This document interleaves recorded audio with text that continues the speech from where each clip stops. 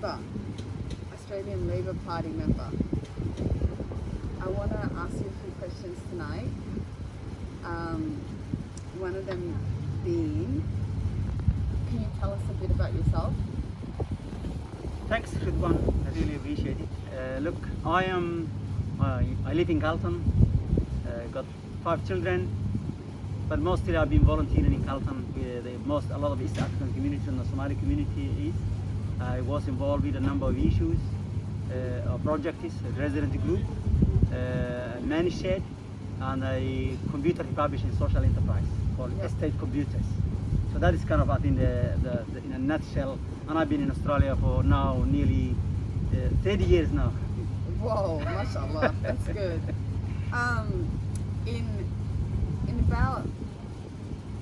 In a nutshell, what community initiatives are you already involved in? I know you mentioned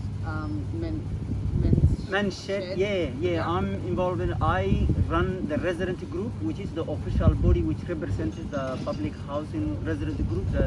It represents all the residents, not only East Africans or Afrikaners, who live in Carlton public housing. Yeah. And also, as I said, the men's shed, which is a place not actually men only. It is the technical name which the government funded, spend a bit of money on it and to be set up for it. It's a man, but also a woman can use it. In fact, at the moment, a woman is sewing group use the place also. And also computer refurbishing, which is what I learned at university at RMIT was computer engineering. So that's what I sometimes like helping people with. And also Wi-Fi. One of my ambitions is to actually provide a cheap or free Wi-Fi for the residents of the high rise. And in 510, there is at the moment 3 levels which has a Wi-Fi connection, and some residents are using it. Free Wi-Fi? Free Wi-Fi, yes. Wow. Yeah.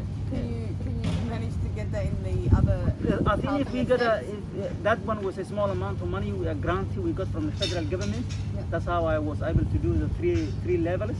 But if we got some support, and hoping to ask it, we can do it other areas. Absolutely, yes. Nice. That's one of my ambitions, really. One of the biggest questions I want to ask you is, what's your reason? What has driven you this far to be running in this amazing race, and then also to be selected one? That's a big achievement. Yeah. Look, thank you very much. This is in our society. We've been in this country now for around nearly 30 years, and we struggle really to understand it. Somalis are very good in terms of active and very energetic, very proud, but we seem to be struggling a little bit to understand the politics here. So when I was volunteering, I tried to do something for the community and advocate, whether it's a council, a state or federal, and always what I come across was I will tell a good idea, and someone senior will welcome it and say, oh, it's a very good idea, but it never moves forward. And I realized then there's a lot happens behind the scenes, political parties, for example, and also what's called policy committees, whether it's a government policy committee or political party policy committees. So unless you develop from there and then go all the way to the government, nothing hardly happens. So I joined 4 years ago out of desperation to be heard and the community to be served, the Labour Party. And then I learned that Labour is endorsing candidates for the city of Melbourne for last 20 years. They did not endorse. Put my hands up. I was lucky enough and really feel proud. Whatever sometimes people will say, I have to be endorsed or supported by 10 members who live locally and being members of the party no less than 12 months. So I was able to get 12 of them supporting me. And there was only one East African, one actually Somali man who was in that group. And that means that 11 others were just Anglo people who were just on the thing. And then I become one of 3 people who were able to go that hurdle to be nominated. We become the official nominated body for the Labour Party. Then it comes a question of what order will be. Some people try to be number 1, fought against that and said, I'm trying to represent a community which has no representation whatsoever and is significant. So I thought about that. Eventually, they did some compromise for me, which they said, we will give you, Hamdi, an open ticket where you can tell your community or anybody who supports you to put you number 1. That's why you see it, I'll be able to say the flyers I'm producing, I'm Hamdi, Labour endorsed it, make me number one. Normally, it doesn't happen that way. If there is a ticket, you only hold a position. In other words, you support the ticket and the party and all the group.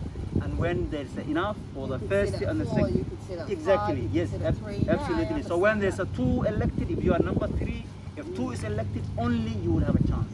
But at the moment, the community can support me. East Africans, non-East Africans, public houses, non-public houses. If they would be number one, that means I might be actually elected before the other two. That's great. Well, good luck. Thank you very much. Thank you. Which brings me to my next question. In your encounters with, obviously, running in this amazing race of being a candidate, and as you said, you've been enrolled for 4 years, but you are finally running in 2020. Yes. What agencies and organizations have you had encounter with along your journey to be a council member? You mean other political parties or? Other political parties, and also the hurdle, like how... Look, one of the obstacles. Because you touched on desperation. Yes, absolutely. One of the obstacles I faced it, and we saw it time and again, was agencies which provide services, which are sometimes, you have to understand, are not the essential. For example, housing, education, and health are essential services. So usually people have a direct access to that.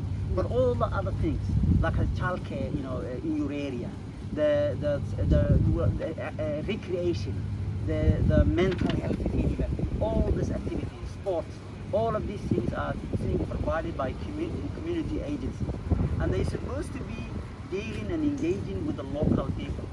So what I time and again saw it is, agencies will come, money will be provided by the government on behalf of us, but they don't even employ our people. They employ someone else from outside. And we just become a recipient of the service, not participant or providers here of the services. And that's the things also I really did not like it, and it taught me a lot. When I even talk about that, people will give you a note and say, yeah, what you saying makes sense, but nothing moves forward.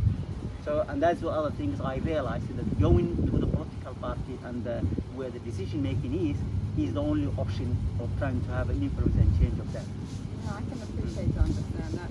What's once elected, what positive impact and changes do you aspire to deliver to your community? What I want and absolutely believe will be a very, very significant for us is our voice will be on the decision-making table.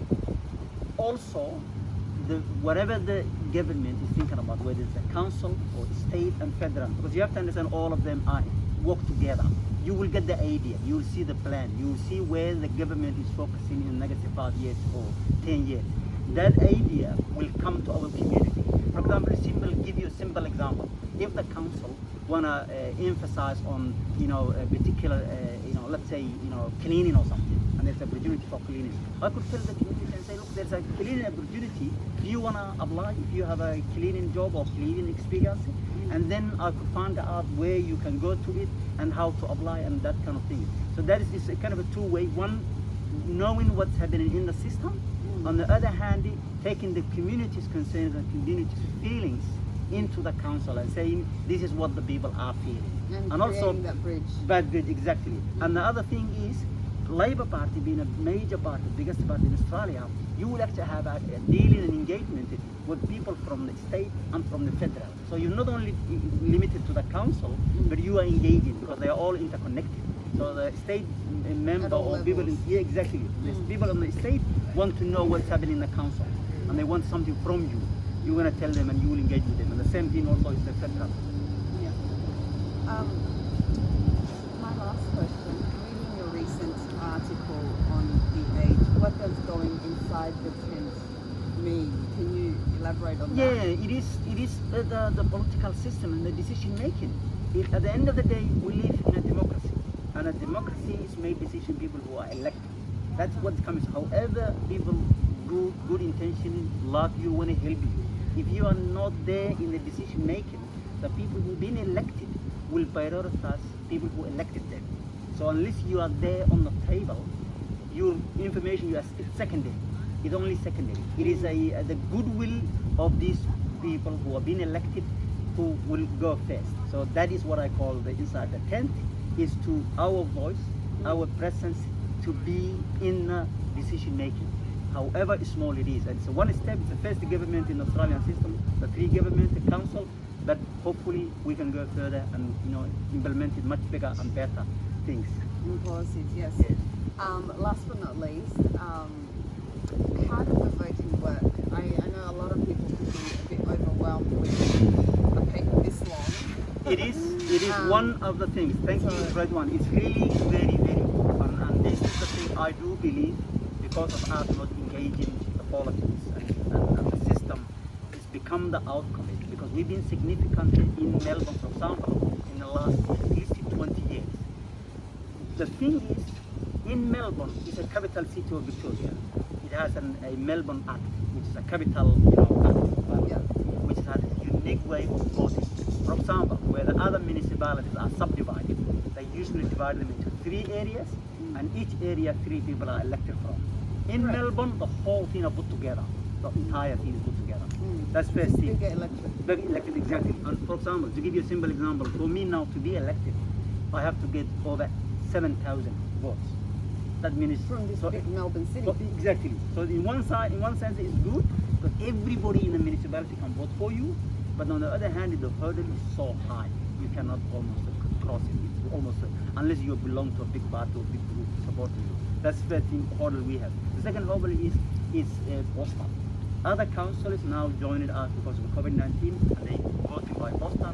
But Melbourne was always, for the last 20 years, postal only. That means our people are not even aware of it. I think I mentioned one of the times that people was coming to me through the legal service, and I forgot also to mention actually there is a legal service, a good friend of the African community in Yankallis, been helping for 10 years now.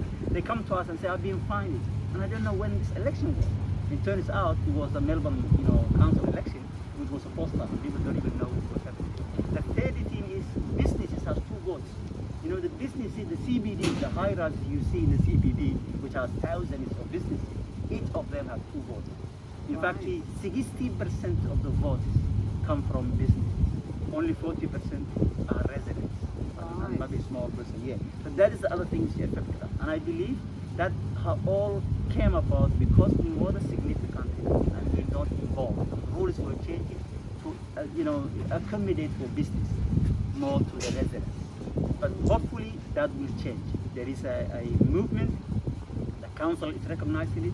The state government, especially Labor state government, is recognizing it, and they are keen to change it if we have a move. People who are demanding and saying we want this to happen. There's already movements where we expressed it a couple of times. So hopefully next election the situation will not be like this, as crazy as it is. Thank you so much for your time. Thank you, Ridwan, and I really appreciate your interest. And we need to, the more that we learn the system and the country we find we are in, the better for us. Yes. For generation and the coming generation. Absolutely, Yeah. absolutely. Thank you. Well, well, good luck in the election. Thank you. Thank you. I know my whole family is backing you up with the. Thank you very much. Yes. Yeah. Hamdi Ali. Yeah. Thank you.